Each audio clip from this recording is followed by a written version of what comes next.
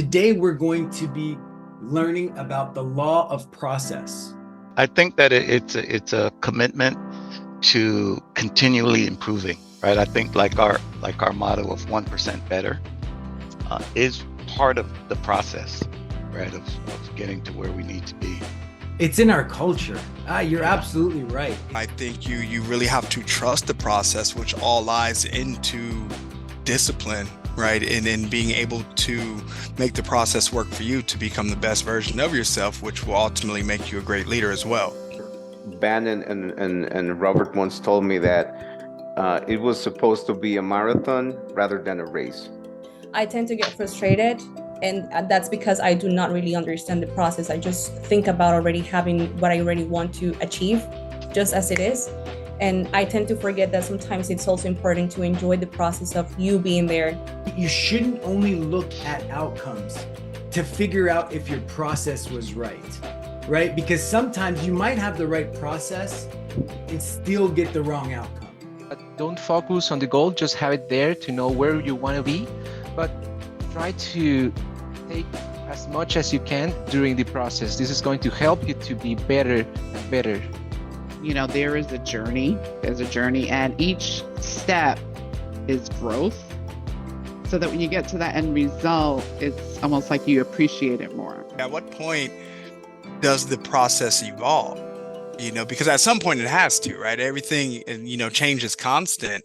And, at what point do you identify that? And then how do you change the process, I think, in a way that becomes the new standard of the process? If you have agreed to a process, do stick to the process. Don't omit. If you add in, okay, no big deal, but at least I'm sticking to the script, to the structure, right? So that way I don't lose anything. It starts with being bought into it, understanding what you're supposed to get from it, understanding the stages of the why behind each stages of the process. Nice. You know what I mean? And if you do that and you're bought into it, then you're less likely to add, subtract, and make modifications to it. How does this topic relate to our clients in our industry? The goal for a debt analyst is not to sell debt settlement and becoming debt free. It's to sell the process of debt settlement and what it takes to become debt free. And if they don't get that process, if they're not bought into the process, they're not going to make it.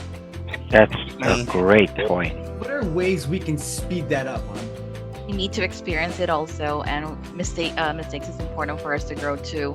But I think, yes, that's the purpose of us sharing experience to others. Like, we can learn from others' mistakes. We don't need to repeat the same mistakes that they have done. I don't think the process is meant to have a way to do it faster, because I think that the mistakes that you're going to make are equally as important and are going to contribute a lot to the process itself. The whole lesson reminded me of something that my dad would often say to me whenever I approached him with a difficulty in my life.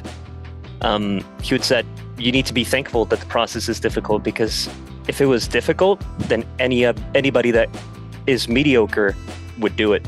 So yes, the process is difficult, but then at the same time, it will be very rewarding eventually. That process is going to change you and make you grow.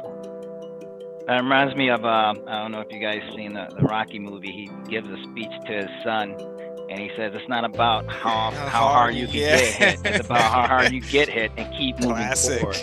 That's probably where he got it from. Not winners, I want.